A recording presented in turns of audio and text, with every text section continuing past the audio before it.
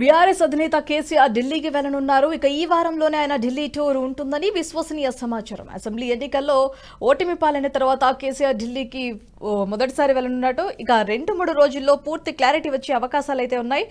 ఇక శస్త్రచికిత్స అనంతరం కొన్ని రోజుల పాటు విశ్రాంతి తీసుకున్న కేసీఆర్ ఇప్పుడిప్పుడే ఆయన కోలుకుంటున్నారు. ఎవరి సాయం లేకుండా చేతికర్ర సహాయంతో ఆయన నడవగలుగుతున్నట్టుగా తెలుస్తుంది. ఇక నల్గొండ బహిరంగ సభలో కూడా ఆయన పాల్గొన్నారు.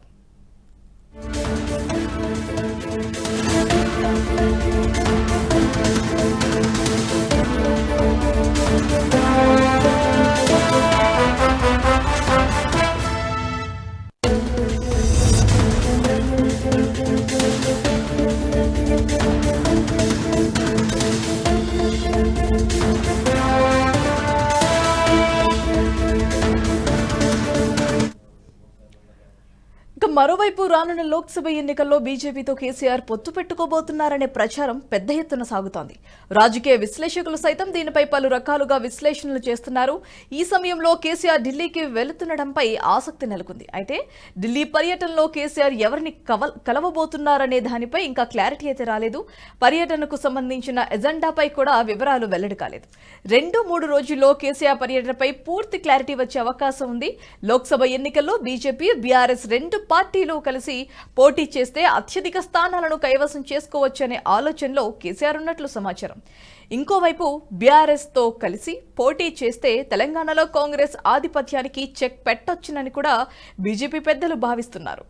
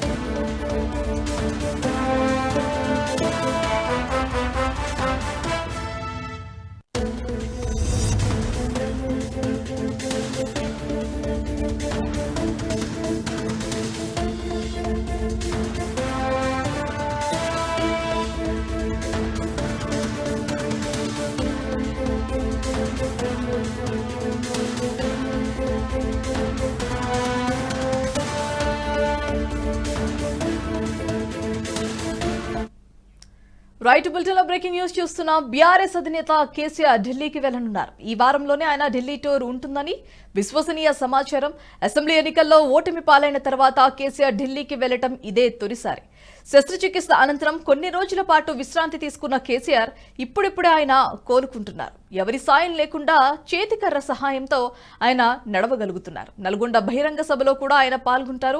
మరోవైపు రానున్న లోక్సభ ఎన్నికల్లో బీజేపీతో కేసీఆర్ పొత్తు పెట్టుకోబోతున్నారనే ప్రచారం కూడా పెద్ద ఎత్తున సాగుతోంది. రాజకీయ విశ్లేషకులు సైతం దీనిపై పలు రకాలుగా విశ్లేషణలు చేస్తున్నారు. ఈ సమయంలో కేసీఆర్ ఢిల్లీకి వెళ్తుండడంపై ఆసక్తి నెలకొంది. అయితే ఢిల్లీ పర్యటనలో కేసీఆర్ ఎవరిని కలవబోతున్నారనే దానిపై ఇంకా క్లారిటీ అయితే రాలేదు. పర్యటనకు సంబంధించిన ఎజెండాపై కూడా వివరాలు ఇంకా వెల్లడి కాలేదు. 2-3 రోజుల్లో కేసీఆర్ పర్యటనపై పూర్తి క్లారిటీ వచ్చే అవకాశాలు అయితే కనిపిస్తున్నాయి. లోక్సభ ఎన్నికల్లో బీజేపీ, బీఆర్ఎస్ రెండు పార్టీలు కలిసి పోటీ చేస్తే అత్యధిక స్థానాలను కైవసం చేసుకోవచ్చనే ఆలోచనలో కేసీఆర్ ఉన్నట్లు సమాచారం. మరి ఇంకోవైపు బీఆర్ఎస్ తో కలిసి పోటీ చేస్తే తెలంగాణలో కాంగ్రెస్ ఆధిపత్యానికి చెక్ పెట్టొచ్చునని బీజేపీ పెద్దలైతే భావిస్తున్నారు. ఇక ఇదే అంశానికి సంబంధించి మరింత సమాచారం ఎగ్జిక్యూటివ్ ఎడిటర్ శివప్రసాద్ గారు మరింత సమాచారాన్ని ఇస్తారు. రైట్ సార్, చెప్పండి. కేసీఆర్ పదవి విరమణ అయిన తర్వాత మొదటిసారి ఢిల్లీ వెళ్ళబోతున్నారు. మరి దానికి సంబంధించిన అప్డేట్. కేసీఆర్ ఢిల్లీ ఎందుకు ప్రయాణం అయినా కూడా బీజేపీతో పొత్తు పెట్టుకోవడం అనేది దాదాపు అసాధ్యమైనటువంటి విషయం. ఎందుకంటే ఇప్పటికే లాస్ట్ స్వయంగా బహిరంగ సభలో ఆ మాటను అనౌన్స్ చేసి చెప్పారు. అలాగే అమిత్ షా కూడా చాలా సార్లు దాని గురించి ప్రస్తావించి చెప్పారు. ఇట్లాంటి నేపథ్యంలో కేసీఆర్ ని మళ్ళీ ఎన్డీఏలోకి తీసుకుంటారా, పొత్తు పెట్టుకుంటారా అనేది దాదాపు కష్టసాధ్యమైనటువంటి విషయంగానే మనం భావించాల్సి ఉంటుంది. పైగా ప్రధానంగా బీజేపీ వ్యూహంలో ప్రధానంగా ప్రాంతీయ పార్టీల బలం ఏదైతే చెప్తుందో దాన్ని వీరు తగ్గించడమే ప్రధానమైనటువంటి లక్ష్యంగా ముందుకెళ్తున్నటువంటి పరిస్థితి మనకు కనిపిస్తోంది.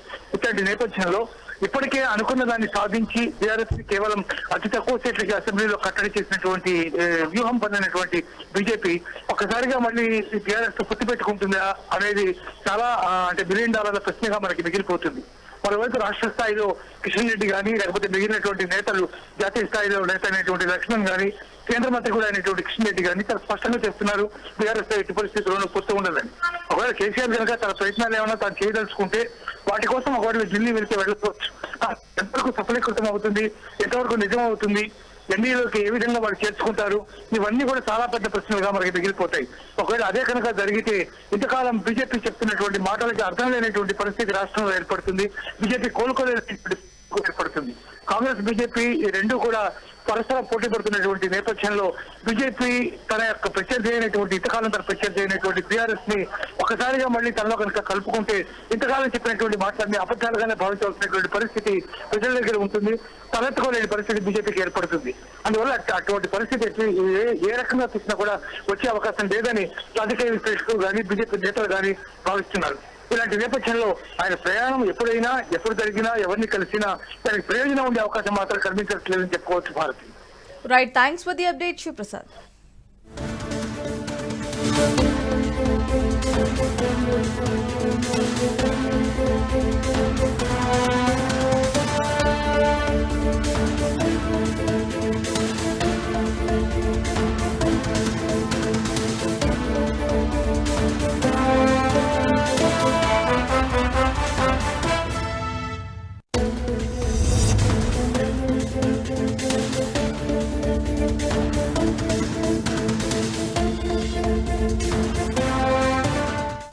ఈ వీడియో మీకు నచ్చినట్టయితే లైక్ చేయండి, 10 మందికి షేర్ చేయండి. అలాగే కామెంట్ల రూపంలో మీ అభిప్రాయాలను మాతో పంచుకోండి. Nationalist hub group of channels ను సబ్స్క్రైబ్ చేసుకుని తెలుగునాట జాతీయవాద జర్నలిజాన్ని ప్రోత్సహించండి. ఈ వీడియో కింద ఉన్న బెల్ ఐకాన్ పై క్లిక్ చేయడం మర్చిపోవద్దు.